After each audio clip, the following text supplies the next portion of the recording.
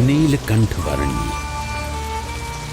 संसार के सारे बंधनों को त्याग कर 29 जून सन 1792 की रात को अयोध्या से निकल पड़े।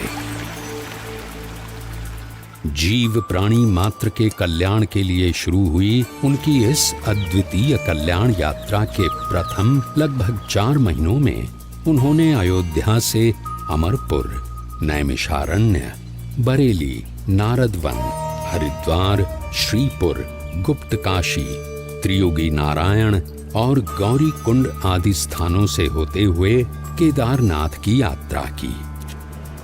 केदारनाथ से सीधे बद्रीनाथ जाने का अति विकट रास्ता पार करके उन्होंने बद्रीनाथ की यात्रा की और शीत ऋतु में बद्रीनाथ से ज्योतिर्मठ होते हुए नीलकंठ वर्णी मानसरोवर की ओर बढ़ चले।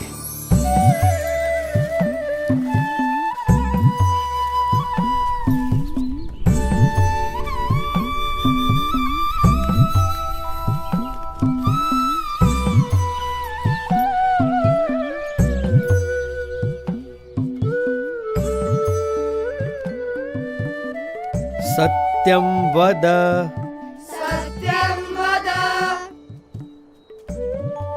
धर्मं चर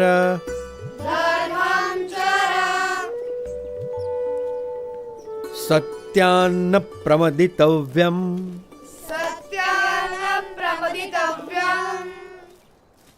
धर्मान्न प्रमदितव्यम्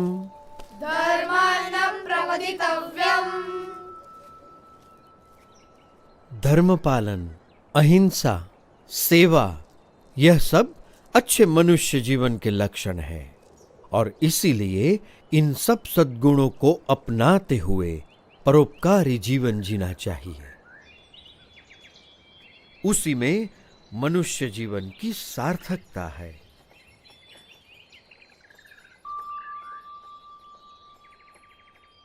बड़े ध्यान से सब सुन रहे हो। क्या समझ में आ रहा है? कुछ प्रश्न हो तो जरूर पूछना, झिझकना मत। निस्वार्थ सेवा भावना और सदाचार में कोई बुराई नहीं है, पर केवल सत्वगुणी प्रवृत्तियों से ही जिया गया जीवन परम कल्याण के लिए पर्याप्त है। जन्म से लेकर मृत्यु तक यदि केवल इन सब में ही जीवन व्यतीत हो तो स्वयं का कल्याण कैसे होगा?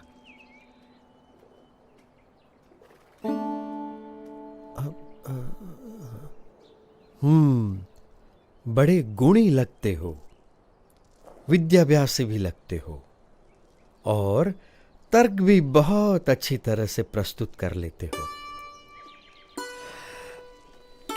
तो आप ही बताओ, आपका क्या विचार है? मनुष्य को कैसा जीवन जीना चाहिए? ऐसा जीवन जो उस उच्चतम विद्या को पाने के लिए जिया गया हो, जिसे जानने के बाद और कुछ भी जानना बाकी न रह जाए। पर ऐसी कौन सी विद्या है? ब्रह्म विद्या,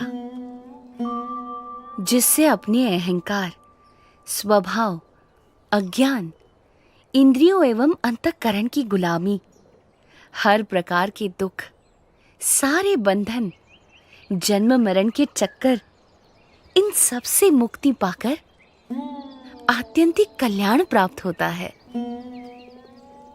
पर केवल स्वयं के कल्याण के लिए जिया गया जीवन स्वार्थ सिद्धि का पर्याय बनकर ही नहीं रह जाएगा।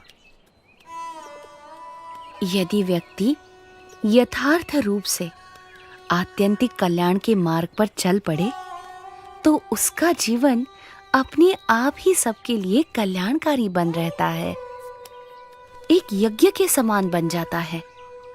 सबकी भलाई का यज्ञ, सबकी सेवा का यज्ञ, सबके कल्याण का यज्ञ।